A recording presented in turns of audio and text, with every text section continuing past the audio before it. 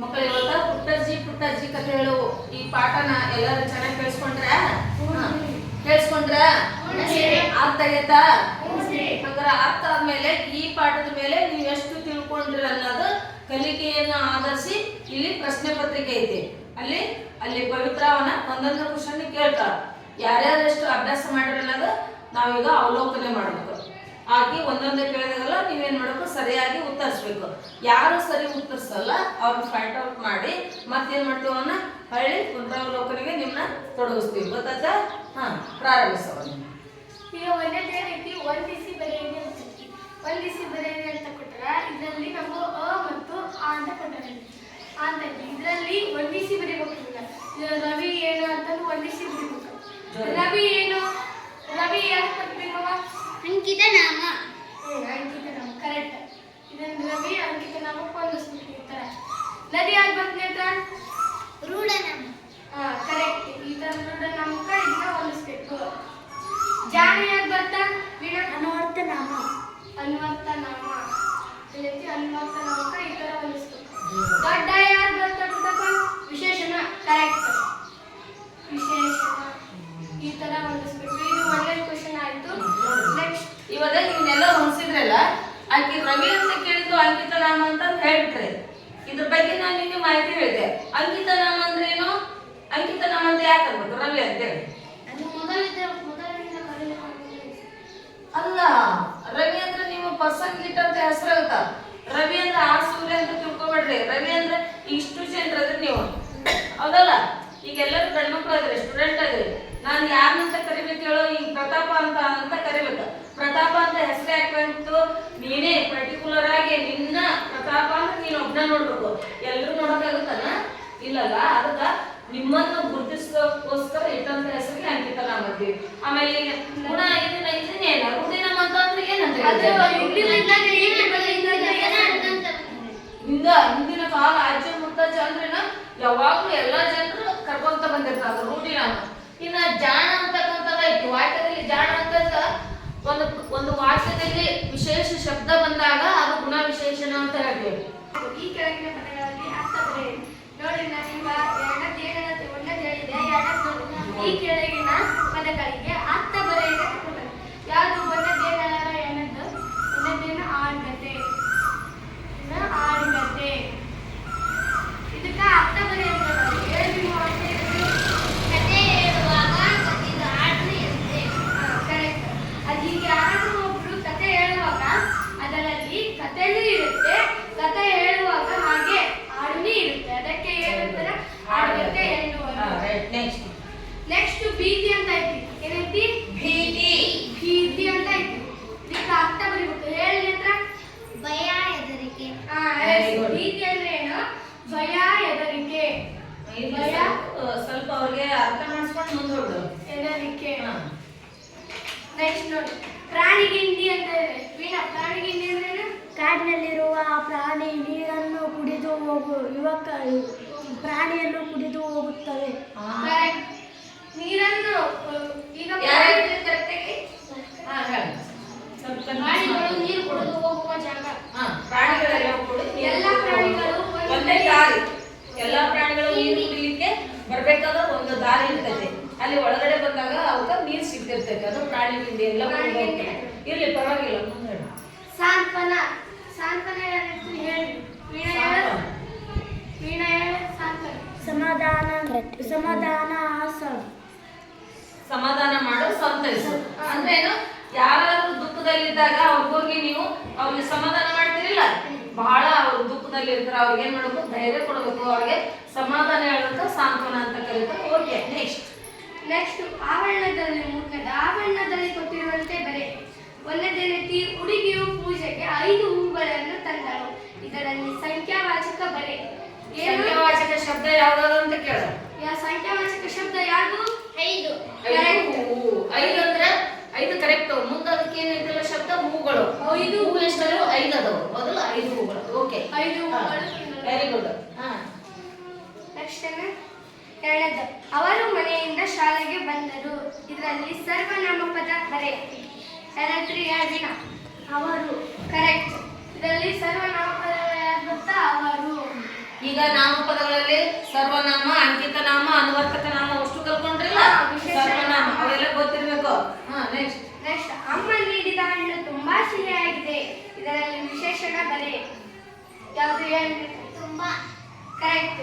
ಯಾವ್ದಂತೆ? ಅಂದ್ರೆ ಬಹಳಷ್ಟು ಸಿಹಿ ಐತಿ, ಬಟ್ ಬಹಳಷ್ಟು ಸಿಹಿ ಐತಿ ಅದು ಹಣ್ಣು. ಇದರಲ್ಲಿ ವಿಶೇಷಣ ಅಂದ್ರೆ ಅದು ಬರ್ತದೆ. ಇಲ್ಲಿ ಪರವಾಗಿಲ್ಲ.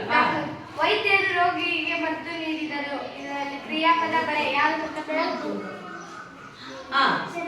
ಅಲ್ಲ, ಕ್ರಿಯಾಪದ ಕರ್ತೃ ಕರ್ಮ ಕ್ರಿಯಾಪದ. ವೈದ್ಯರು ರೋಗಿಗೆ ಚುಚ್ಚುಮದ್ದು ಅಥವಾ ಮದ್ದು ನೀಡಿದರು. ಅದರಲ್ಲಿ ಯಾವ್ದು ಕೆಲಸ ಮಾಡ್ತಿದ್ದಿಲ್ಲ ಅದಕ್ಕೆ ಕ್ರಿಯಾಪದ ತಿಳ್ಕೋಬೇಕು. ಒಟ್ಟು ವಾಕ್ಯದಲ್ಲಿ ಕೆಲಸವನ್ನು ತೋರಿಸತಕ್ಕಂತ ಶಬ್ದಕ್ಕೆ ನೀವು ಕ್ರಿಯಾಪದ ಅನ್ಬೇಕು. ಗೊತ್ತಾ?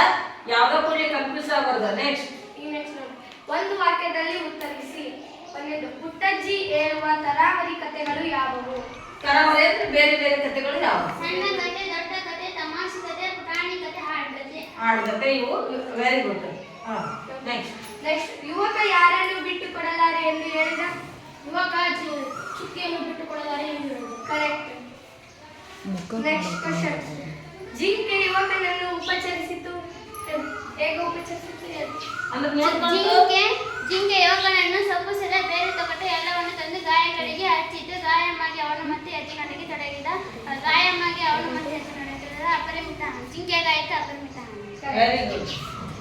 ಜಿಂಕೆಯ ಕುತ್ತಿಗೆಯಲ್ಲಿ ಏನೆಂದು ಅವಶ್ಯಕ? ಜಿಂಕೆ ಕುತ್ತಿಗೆಯಲ್ಲಿ ಗೆಜ್ಜೆ. ಕರೆಕ್ಟ್. Very good. ನೆಕ್ಸ್ಟ್ 2-3 ವಾಕ್ಯದಲ್ಲಿ ಉತ್ತರಿಸಿ. ಯುವಕ ಕಾಡಿನಲ್ಲಿ ಹೇಗೆ ಮನೆ ಕಟ್ಟಿದನೆ ಹತ್ರ? ಯುವಕ ಕಾಡಿನಲ್ಲಿ ಕಾಡನ್ನು ಕಡಿದು ಮನೆ ಕಟ್ಟಿದ. Very good. ನಾಡಿಸೋಜ್ ಬರೆದ ಪ್ರಶಸ್ತಿಗಳು ಯಾವುವು? ಹೇಳಿ ಒಂದೆರಡು. ನಾಡಿಸೋಜ ಯಾರು? ನಾಡಿಸೋಜ ಯಾರು? ಕವಿ. ಕವಿಯ ಪದ್ಯ ಅದನ್ನ ಹೇಳೋದದು.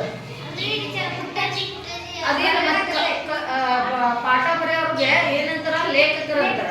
ಕವಿ ಅಂದ್ರೆ ಕವಿತೆ ಬರೆಯೋರು. ನಾಡಿಸೋಜ ಅವ್ರೇನಂದ್ರ ಒಬ್ರು ಲೇಖಕರು. ಕನ್ಫ್ಯೂಸ್ ಮಾಡ್ಕೋಬಾರ್ದು. ಏನ ಯಾರವರ ನಾಡಿಸೋಜ ಯಾರವರು? ಯಾರವರು? ಲೇಖಕರು. ಹೆದರ್ಬಾರ್ದಿಲ್ಲ. ಯಾರವರು? ಲೇಖಕರೇನು ಯಾವಾಗ್ಲೂ ಗದ್ಯ ಕೃತಿಗಳನ್ನು ಬರ್ತಕ್ಕಂಥವ್ರಿಗೆ ನಾವು ಲೇಖಕರು ಅಂತ ಕರಿತೀವಿ. ನೆಕ್ಸ್ಟ್ ಈ ಕೆಳಗಿನವುಗಳಲ್ಲಿ 5 ವಾಕ್ಯಗಳಲ್ಲಿ ಉತ್ತರಿಸಿ. ನಿಮಗೆ ಗೊತ್ತಿರುವ ಆಡುಗತೆ ಬರೆಯಿರಿ. ಆಡುಗತೆ ಬರೀತೀರಾ? Yes, ma'am.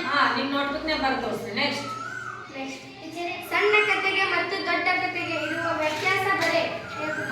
ಬರೆ ಅಂದ್ರೆ ಹೇಳ್ಬಿಡು. ಸಣ್ಣ ಕತೆ ಅಂದ್ರೆ ಹೆಂಗಿರ್ತ, ದೊಡ್ಡ ಕತೆ ಅಂದ್ರೆ ಹೆಂಗಿರ್ತ?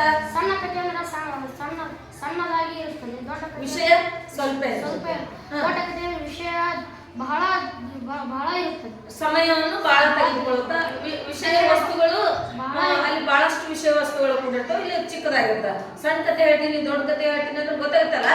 ಎಲ್ಲರಿಗೂ ಗೊತ್ತಾತ ಸಣ್ಣ ಕತೆ ದೊಡ್ಡ ಕತೆ ಅಂದ್ರ. ವಿಷಯ ವಸ್ತುನು ಸಣ್ಣ ಕಥೆಯಲ್ಲಿ ಕಡಿಮೆ ಇರ್ತ, ಸಮಯನೂ ಕಡಿಮೆ ತಗೋತಾರ. ದೊಡ್ಡ ಕಥೆಯಲ್ಲಿ ವಿಷಯ ವಸ್ತು ಬಹಳ ಇರ್ತ, ಸಮಯನೂ ಬಹಳ ತಗೋತಾರ. ಇದು ಆಲ್ಮೋಸ್ಟ್ ಎಲ್ಲರಿಗೂ ಗೊತ್ತಿರ್ತ.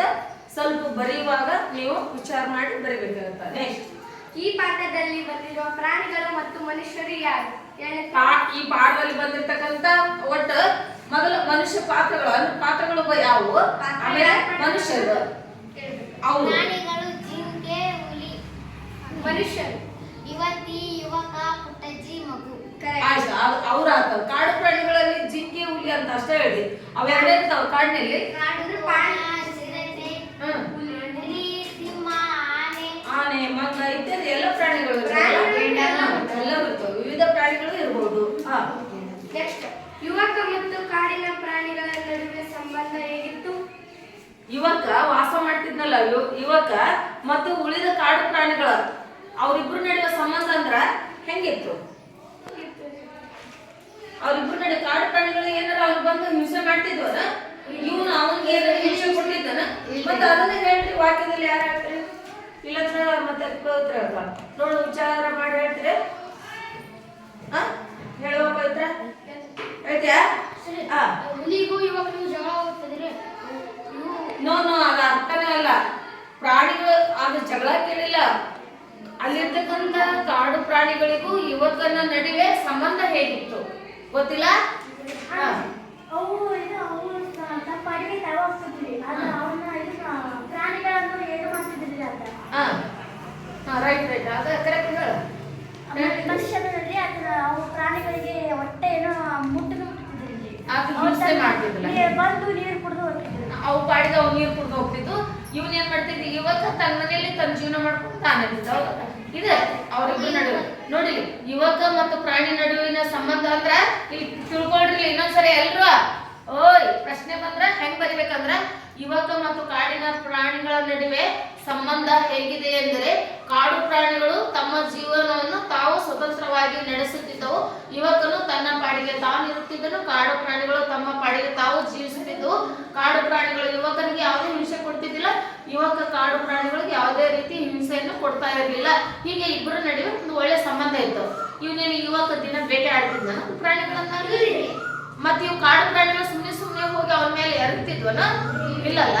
ಹಂಗಾದ್ರ ಸಂಬಂಧ ಹೇಗಿದೆ ಅವ್ರಿಬ್ರು ನಡುವೆ? ಚೆನ್ನಾಗೈತಿ, ಹೌದಲ್ಲ? ಏನು ಹಿಂಸೆ ಇಲ್ಲಲ್ಲ. ಇದನ್ನ ಹೇಳ್ಬೇಕು. ನೋಡಿಲೆ, ನೀವು ಇದನ್ನ ತಿಳ್ಕೊಂಡು ಬರಬೇಕು. FLN ನೋಡಿಲಿ. FLN ಎಲ್ಲಿತ್ತಿಲ್ಲ? LB ಅಂದ್ರೇನು?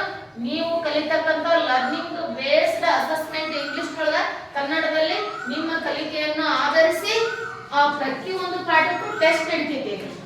ಅದನ್ನೆಲ್ಲವನ್ನು ಮಾಡ್ಬೇಕು. ಮಕ್ಕಳ ಎಲ್ಲರೂ ನೀವು ಪುಟ್ಟಜ್ಜಿ ಕಥೆ ಹೇಳೋ ಅನ್ನೋ ಪಾಠವನ್ನ ಎಲ್ಲರಿಗೂ ಓದಕ್ ಬರ್ತಲ್ಲ. ಇದರ ಎಲ್ಲ ಪುಟ್ಟಜ್ಜಿ ಕಥೆಯ ಸಮರಿ ಮತ್ತು ಅದರ ತಿರುಳು ಎಲ್ಲರಿಗೆ ಓಕೆನಾ? ಇದರಲ್ಲಿ ಯಾವ ಡೌಟ್ ಇಲ್ಲ. ನೆಕ್ಸ್ಟ್ ಲೆಸನ್ಗೆ ನಾವು ನಾಳೆ ಹೋಗ್ಬೋದಾ?